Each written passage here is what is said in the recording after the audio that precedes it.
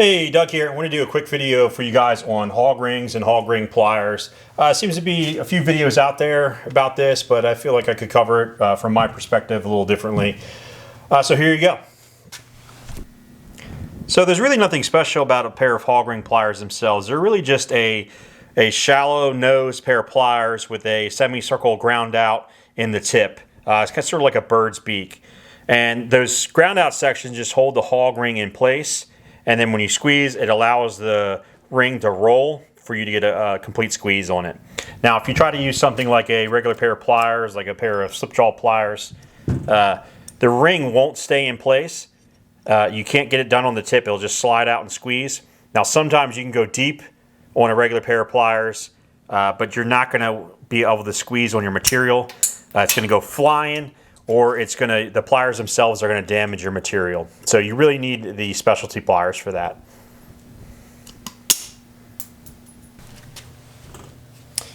So all a hog ring is an open ring with two sharp edges. And you load your hog ring into a pair of hog ring pliers, like so, and then you squeeze. And that's it. The hog ring just tightens down and it cinches your material onto the seat frame. This is a GM seat, so it's using a different style of seat clip. I'm just using it for demonstration here. But with your hog ring pliers, most people will tell you their preferred pair of pliers is spring closed. And then that way when you load up your rings,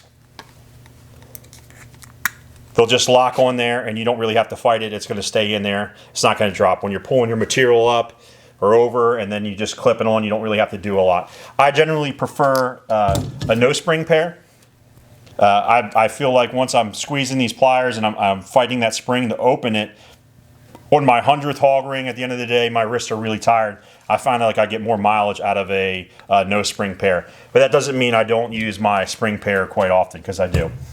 You also run into pairs that are angled, and these are great for getting in tight spaces. I find this pair particularly perfect for when you're working on the hog rings that are holding down the butt part of the seat down to the frame. A lot of modern bucket seats, and you also have another pair of a different type of angled. And I find these to be really effective. I don't use them all the time. Some people will buy these and that's all they use. But again, you're starting out, you just want to get a nice pair of straight ones. You'll find some cheaper ones. And they're not very good. You can get these at the hardware store for probably like $8, and they're actually probably made in the USA, but they're really junk. My favorites are these Knipex. They got a really nice handle on them. They're really comfortable. The stainless steel. The tips are really well rounded. Some of the older style, the Osbornes, they kind of got more of a square tip, and it can actually dig into your material if you're not careful and rip it a little bit. Now to remove hog rings, my preferred tool is a pair of mini bolt cutters, and these will just slice right through them.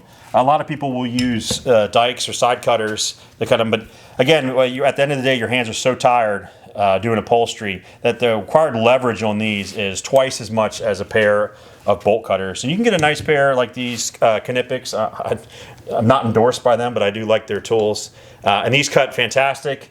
They're about probably 3 times the price of these tech tins that you can get on Amazon, and these cut just as good. The handle doesn't feel as good. It's kind of narrow and it kind of digs into your hand after a while, but these will slice through the hog rings. You'll also see some pairs of these auto loader hog rings out there on the internet, and they work the same way. Just they auto feed, and these are kind of useful in some situations. The hog ring itself is it's very narrow. It's a very weak hog ring, so I don't like to use them. Somebody actually gave me this pair, and they're a neat novelty, and in a pinch you could get them to work. However, it's such a bulky head on the tool that in most cases you're reaching for another pair. So when you're looking to buy a pair of hog ring pliers, I recommend you go on eBay and looking for maybe a lightly used pair, or just finding a deal. These were some NOS ones that I found, made by Utica in the US, and I think I paid maybe $6 for them, and these are a spring open pair. And they're actually really well made. They actually look like they're probably made in the same factory as the Osbornes I have. These Osbornes, usually if you're buying them new, they're probably about $45, $50, and they're really good. You can also pick up these more inexpensive pair. These are like a stamped steel. you'll see some of these are made in Taiwan or some in China.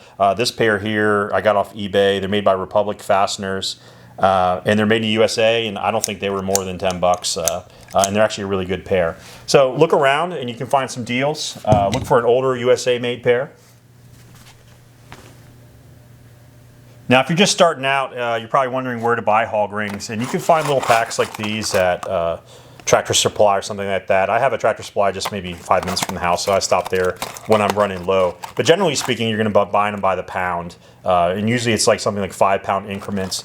And you want to use, nowadays, generally speaking, we're using the 3/4 inch hog rings, and you'll find them in two different types. You'll find them in the straight back, and you'll find them with a bent back. And the bent back ones are kind of half squeezed already for you. Sometimes the mouth isn't wide enough, so you'll figure out what preference that you like best. But I'd start out with the straight backs and 3/4 inch. I pull apart a lot of vintage seats, and I find smaller hog rings on there, and I think they're about a 1/2 inch. And I really like those, but I generally have a hard time finding them. So I've switched over to mostly using these. And the 3/4 inch, they give you a lot of room to get in there and squeeze them in weird places. You're not always reusing the original holes, and sometimes you have to adjust where you're going to put them. So 3/4 inch straight backs, that's what I would start out with. And make sure you get the ones that have the pointy tips. You'll find some dull tip ones, and I think those are mainly for making sausages and stuff like that. So there you go. Now, this isn't rocket science when you're installing these. Now, your first few are generally the hardest when you're pulling your material tight over the project that you're working on. But you just get it in there deep into the throat, and then you give it a nice good squeeze, and that's it. Your hog ring is installed. Now, again, you have a few options in removing these. You can use your pair of side cutters. And one of the worst parts of this job is sometimes you got to cut these twice, and you got usually about 100 of them to tear a seat apart. So this one, oh, I can get that one off. I only need one cut. Now if I install another one for you.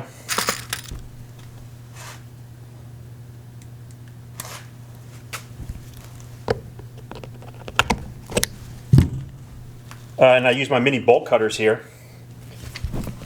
I can probably just use 2 fingers to squeeze this. Maybe a little off camera, you can't see it, but it's taking me a fraction of the amount of work. And it's a little bit of a bulkier tool, so you can't always get it in. But it definitely will save your hands and your wrists at the end of the day. So if you don't already have a set, make sure you get yourself some mini bolt cutters. So just as a reminder for everybody, you don't need to have the latest and greatest and best tools out there to get started in upholstery. You can use a simple pair of side cutters and a inexpensive pair of hog ring pliers to get started, and that may only cost you $15 or $20 so on the eBay or Amazon for the basics. You don't need the latest and greatest and best tools. But one thing is when you start doing this full time as a professional, your hands are probably your most important tool. At the end of the day, doing upholstery, your hands and your wrists and your elbows, you get really tired. So by investing in these higher quality tools like the Knipex mini bolt cutters and maybe a nice pair of hog ring pliers, it really does make a difference, and you can get more hours out of the day. And again, this isn't backbreaking work. By the end of the day, when my hands are hurting, when I go to bed, by the next morning, I'm usually fully recovered to start doing it again. But take care of yourself, and you'll be doing better quality work throughout your shift. So I have probably what you would consider an absurd amount of different hog ring pliers in different shapes. This is probably only half of my collection. There's probably another dozen more in the big toolbox. But my 2 favorites, I would say, I really like these Knipex. Again, these are the 91, 92, 180s, and these are made in Germany. They're stainless steel. The fit and finish on these are awesome. They really feel good. What I don't like about them is the spring close. Again, a lot of people prefer the spring close, but whipping that open for 100 hog rings, it's like a mini gym workout. You feel it all the way down to your wrist to your elbow, and it does wear you out using the spring ones. So when you're doing a lot of these, I might stop my day early after using a pair of these versus if I'm just using a pair of straight, no spring pair. And I really like these ones. These are CS Osborne's. These ones are hard to find, and I don't know the model number, but they have 2 straight pairs. They have this pair, and it's kind of swedged together there in the middle. Then they have this pair with the bolt, and they have the curved handles. These ones are probably my next favorite currently. I really do like the handles on the Knipex. I wish I could get these in angled heads. Maybe they'll make them in the future. And I might get another pair of these, and I might pull the spring out and probably just use them all the time. So these CS Osborne's are really, really good ones to get. Also these Knipex. Now for the cutting tools that I like to use, again, I'm a German tool guy. I really like these Knipex side cutters, and I think these are maybe $20, $25. They're not that much money. These are 7.4 21 200s, and they're a little bit of a slight angle to the head. I have some straight pairs in the toolbox, but I usually go with these, or I have another pair that's more of a 45-degree bend. And then for mini bolt cutters, these are just the Tecton mini bolt cutters, and you can get these off of Amazon. I bought these last year as a backup pair. Just about every tool that I own, I always buy a backup of some sort. I am notorious for setting stuff down and losing it. I probably have doubles and triples and quadruples of every socket I could use, and I have certain sets that I only take out to customer cars and some that just stay in my toolbox for working in the shop. And that way, if I lose them, I always have backup. So these Tectons are pretty good for $15 to $20. Just the handles are really narrow on them. And they do have a pretty solid spring on them, so it's a bit of a workout using these. And then these Knipex, they have a better feeling handle, and there's no spring. And again, that spring issue that I talk about when you're fighting a spring all day, when you do 100 of these or 200 of these, really does make a difference of just letting using gravity open your tool for you. So consider that when you're trying it out and when you figure out what you want to use, but that's what works for me.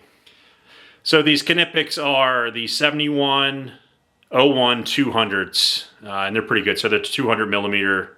I think that's how they do that last number on these. Really great pair, really great comfort for the hand. And again, just to kind of harp on the your hands at the end of the day, you can see between these Osbornes, and this is just a simple pair of, I think these are the Republic Made in USA ones. And you can see how much longer the handles are. You have so much more leverage with these longer pairs. But again, they don't always fit where you need them. 9 times out of 10 they do.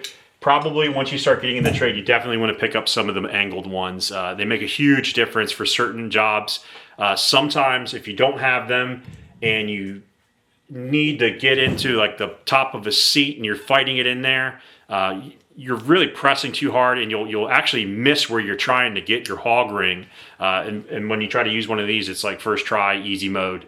So definitely consider investing into these in the future. Hey, thanks for sticking around to the end. Hopefully you found this video useful. Again, this is part of a video series I'm doing on how to reupholster a bench seat, and hopefully we'll branch out into some bucket seat work and some other upholstery like door panels and stuff like that. I'm still waiting on some material that was ordered for this. I got some nice leather. I'm going to show you guys working with leather and skiving and all that stuff, but I'm trying to do a comprehensive video series here on the internet for you guys for free and for my students in exile. So hopefully you found this video useful. If you did, please consider giving me a like, subscribe, and I'll catch you guys on the next one.